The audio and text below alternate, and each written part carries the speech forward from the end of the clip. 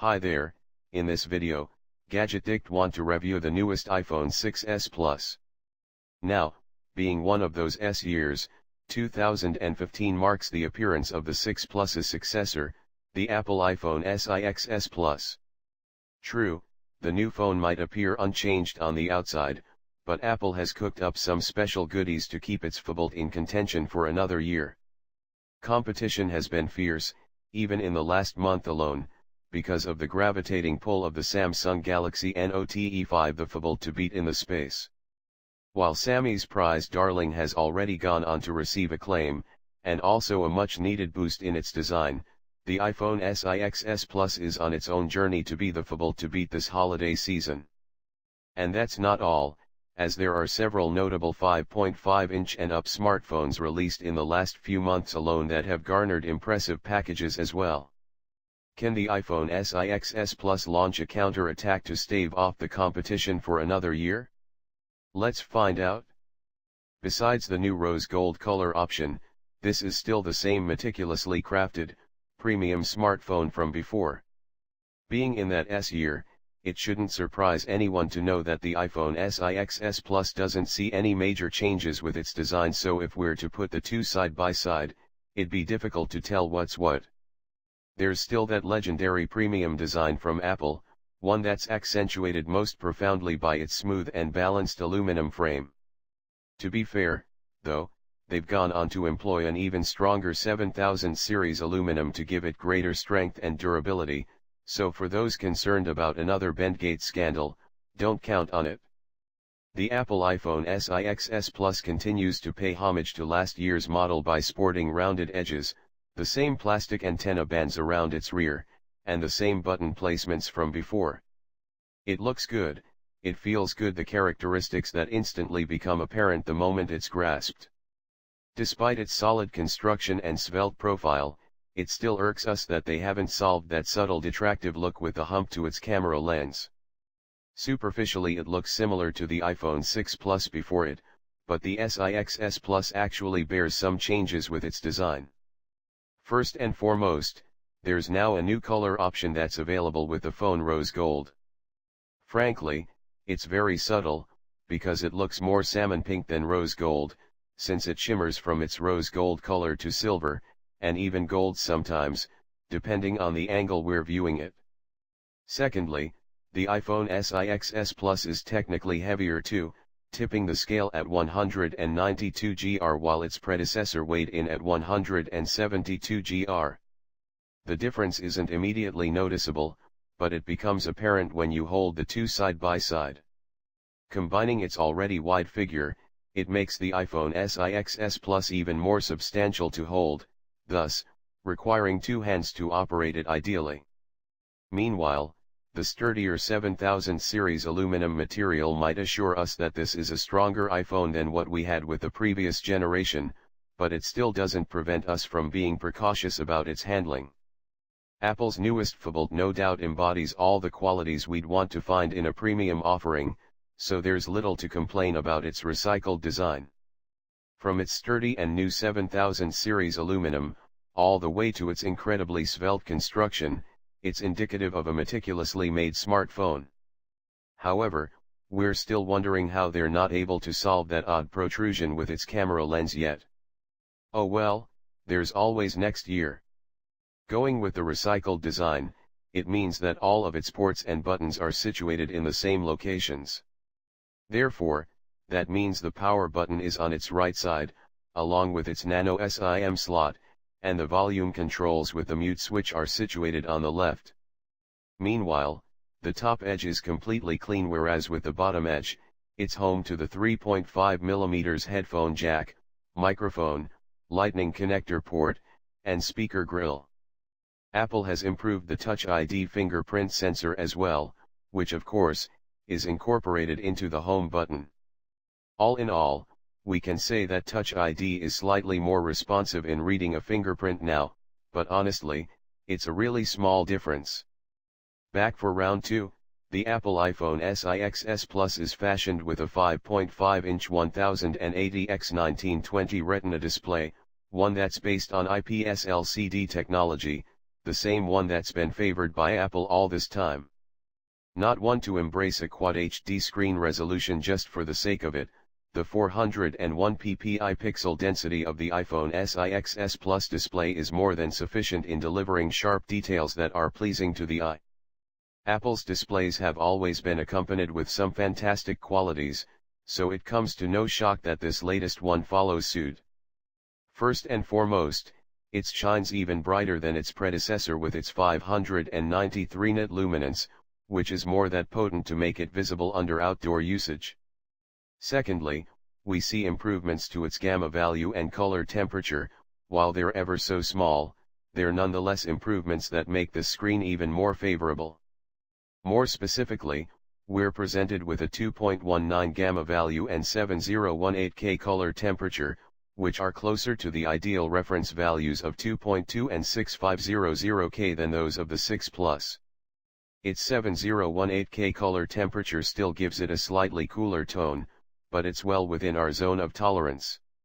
Moving on to its accuracy under the sRGB color spectrum chart, the iPhone SIXS Plus performs exquisitely by hitting most of the target value marks, giving its colors that true-to-life, realistic tone. It's not 100% accurate, but it's pretty close to achieving that.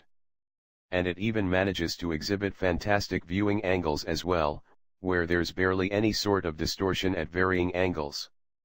3D Touch. Thus far, most manufacturers have mostly focused on improving smartphone displays by simply increasing their resolution. Apple doesn't seem to believe that this is the best step to take, as they've never been the type to boast about having the best of the best specs. Rather, they're introducing something very different in the form of 3D Touch. Don't mistake this for BlackBerry's crummy SurePress technology, you know, that gimmicky clicking response with the BlackBerry Storm whenever the screen was pressed down on. Apple's interpretation of depth is far most comprehensive and practical, as it coughs up some new and inviting interactions that we haven't seen on a phone. Now, for those of you familiar with the Apple Watch's Force Touch feature, this is essentially the same technology at work. Instead of dissecting all of the intricate tech that's behind it, we'll focus the review on its purpose. At the core of it all, 3D Touch is classified by Apple as the next generation of multi-touch, one that adds a new dimension of functionality to the mix. While the screen itself isn't physically manipulated to give off that illusion of tactility, it's instead achieved by the capacitive sensors on the display to measure microscopic changes in pressure. Adding to that, its all-new Taptic engine vibration motor enhances the interaction by delivering timely and subtle taps to let us know how firm we're pressing. It's genuinely different, something we haven't experienced before, and so it's going to be interesting to see how this new technology is pushed to other things beyond the native apps. Generally speaking, it makes it simple to access things, like a link embedded in an email, without entirely committing to jumping into that particular thing. Well, 3D Touch's primary functions boil down to these features below. Peek and pop, it's the preview you've always craved. Employed in several of the native apps, it allows us to use 3D Touch to peek at a preview of something, like a hyperlink in an email or the body of an email in our inbox, instead of having to fully commit into launching that separate portal. Quick actions. Using 3D Touch, we can press down on several of the icons in the home screen for some quick actions. For example, we have options to take a selfie, record video, record slow mo, and even snap a photo by pressing down on the camera icon. It saves a few steps in the process, which is useful. Trackpad. Sometimes it's a pain precisely trying to place the cursor into a specific spot when typing using the on-screen keyboard. With 3D Touch, however, it eliminates the frustration because we have a finer degree of control adjusting its placement using 3D Touch. Multitask. 3D Touch can be used to switch between two apps or enter the multitasking menu. By pressing into the left side of the interface at any time, we get a quick peek into the multitasking view where we can swipe all the way to get into the app. Pressure-sensitive drawing. Using the updated Notes app, it similarly attempts to replicate Samsung's S-Note app by providing us with a number to drawing tools on top of the usual note-taking functions. Using 3D Touch, it's able to register varying degrees of pressure to produce more solid lines using any of the drawing tools. However, the process isn't as seamless as using the S Pen, due to the degree of resistance when we're trying to glide on the screen with our finger or stylus. Interface and functionality. iOS 9 is an interactive evolution, one that's complemented by the introduction of 3D Touch, but it still lacks the comprehensive multitasking touch that power users crave. If you haven't noticed, iOS 9 has been available for download for some time, so if you're an existing iPhone 6 Plus owner, there's really not a whole lot different with the iOS 9 experience with the iPhone SIXS Plus. They're one and the same actually, save for its specific 3D Touch functions. We've already posted our extensive review of Apple's most up-to-date mobile platform, so if you haven't checked it out yet, you better do so, just because we're not going to rehash a whole lot here. We'll instead focus on some of the highlighting parts of the platform that specifically pertain to what's different when running it on the iPhone SIXS Plus. Not surprisingly, we're greeted by the familiar lock and home screens. Nothing seemed to have changed. The camera shortcut, the clock, the control center and notification center are still in their usual spots. But upon closer inspection, and a side-by-side comparison against an iOS 8.4 device, we notice a subtle change in the font being used. iOS 9 uses San Francisco as its default UI font, which is a departure from Helvetica Neue. Is this a big deal? No, we wouldn't say so. As we implied already, the difference between the two typefaces is barely noticeable. But in any case, text in iOS 9 is still easy to read even at small sizes, and those who need to, still have the freedom to boost its size from the iOS settings menu. While iOS 9 does not add much in terms of customization options, it does bring along a cache of new still wallpapers, designed specifically for the screens of iOS devices. Furthermore, the range of dynamic wallpapers has been expanded. And if that's not enough, users are given the freedom to turn a live photo into a dynamic wallpaper. What's different, however, is that the iPhone SIXS Plus is optimized to make use of the added real estate. This is pretty useful, especially when it comes to streamlining some processes, such as email inbox organizations, mainly because when we're in landscape orientation, all of our inboxes are displayed simultaneously for easy access.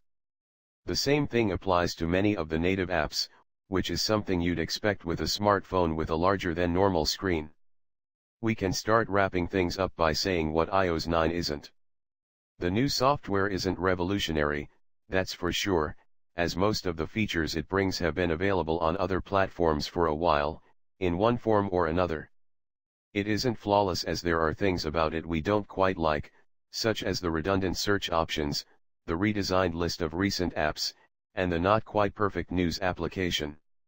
It is also a tad disappointing that we can't yet feel the promised optimization in storage space use by installed apps. On the other hand, Apple has proven itself to be quick when it comes to polishing the rough edges of its software, and we're sure that the true potential of iOS 9 will shine in the very near future. Furthermore, most of the new features added with iOS have been executed really well. We're happy with the multitasking experience. The implementation of transit routes in Apple Maps is more than welcome, the expanded search functionality has great potential, and the new tricks that Siri has learned should come in handy. With all this in mind, we'd say that iOS 9 is a release to look forward to. That said, get your iPhones and iPads ready for the incoming update. Phone book. Not much has changed with the phone book in terms of its layout, but our interaction is heightened thanks to 3D Touch. Our contacts are arranged and organized in typical iOS fashion. However, 3D Touch's peek and pop features allow us to quickly glance at some useful actions, such as making a phone call, sending a text, or emailing them. It's good in the way that it eliminates the need to go back and forth between screens. Organizer. Yet again, the layout of the calendar is no different here with the iPhone SIXS Plus. Yes, it automatically switches to a two-pane view when it's rotated into landscape orientation, but we find its 3D Touch implementation far more reaching. For example, pressing down on a particular day in the calendar pops up a preview of our schedule for that day. Furthermore, if we're to select an actual appointment via 3D Touch, we're also given more details about it. A longtime iOS user would be well familiar with the stock Notes app in iOS 9. But it has been treated to a nice upgrade, so we thought we'd dedicate a section to it as well. What we really like about it is that we can now easily add checklists and finger-drawn sketches to any given note. The added formatting button is also welcome. And no less importantly, we can now turn content from other apps into a note. This works for web pages, messages, photos, locations on Apple Maps, and pretty much anything that you can interact with via the iOS share sheet. Messaging. Quite a few things about the stock iOS keyboard have changed. The one you're likely to notice first is that the keys are now dynamic. They switch between upper and lower case depending on what letter you're about to input. If you like the old, all capital style, you can revert to it from the settings. Additionally, highlighting a passage of text can be achieved using 3D Touch. Needless to say, it took some practice in order for us to master the operation, but it does eliminate an extra step. Processor and memory. It's the fastest iPhone yet, that's not an understatement. The iPhone SIXS Plus introduces a major hardware upgrade in the form of the new A9 chipset and an increase to 2 GB of RAM memory. The A9, which is fabricated by Samsung and TSMC's foundries, has not been properly documented yet. However, we know that the chip is produced on a 14nm or 16nm process, rather than the A8/A8XS20nm process. Thanks to that, the A9 packs more transistors on the same surface area as the A8, theoretically boasting better performance and power efficiency characteristics. After having played with an iPhone 6 Plus running iOS 9 for some time now, then transitioning to the iPhone SIXS Plus, it makes a big difference witnessing the improved performance of the new model. From multitasking to unlocking the phone via its Touch ID sensor, the iPhone SIXS Plus is undisputedly more responsive than its predecessor. Both minor and complex operations all adhere to the same buttery smooth responses that make the phone feel super tight. The benchmark scores also indicate that we're dealing with a formidable chipset here, one that clobbers the competition. In the graphics processing side, too, the iPhone SIXS Plus doesn't ease up its relentless power, dishing up impressive graphics processing scores with its PowerVR GT7600 GPU. It pretty much demolishes most of the competition. In running the various GFX bench tests, the iPhone SIXS Plus is able to maintain an obnoxiously impressive frame rate of nearly 59 FPS. That's just mind-boggling. Sadly, though, Apple hasn't changed its stance with the phone's storage options. Regrettably, the base model still sits with a paltry 16 GB of memory, which is pretty bad considering that 4K video capture can quickly fill things up. We'd suggest picking up either the 64 GB or 128 GB capacities if you intend on capturing a ton of 4K footage, or installing a lot of apps. Mobile Safari has always been proven to excel in handling our needs when it comes to surfing the web, so it's no surprise that it continues to do so here as well with the iPhone SIXS Plus. All of the endearing characteristics are here again, such as speedy page loads, buttery smooth page rendering, and zippy navigational controls. What's new with the experience, however, is again related to 3D Touch and how it helps to enhance the experience. Using 3D Touch on a parameter, whether it's a link on a page or an image of sorts, its peek and pop feature kicks in to show us a small preview into what we're targeting as opposed to fully committing by pressing on the link like we normally would. Honestly, it's a good complement to the experience, but we feel as though that the Note 5 SS Pen adds a slightly higher degree of interaction because of its hovering and cursor-like characteristics. A true world traveler, the iPhone SIXS Plus, much like its sibling in the SIXS, boasts support for more frequency bands than any other phone out there. However, just know that there's no just one single model of the phone that covers them all, but rather, a total of 4, so be sure to check exactly which model you're about to get, if you tend to be a frequent world traveler. Beyond its widespread LTE band support, the iPhone SE Plus is packaged with the latest and greatest in terms of connectivity. They consist of things like a GPS with GLONASS, Bluetooth 4.2, dual band 802.11a/b/g/n Wi-Fi with MIMO, and NFC for Apple Pay.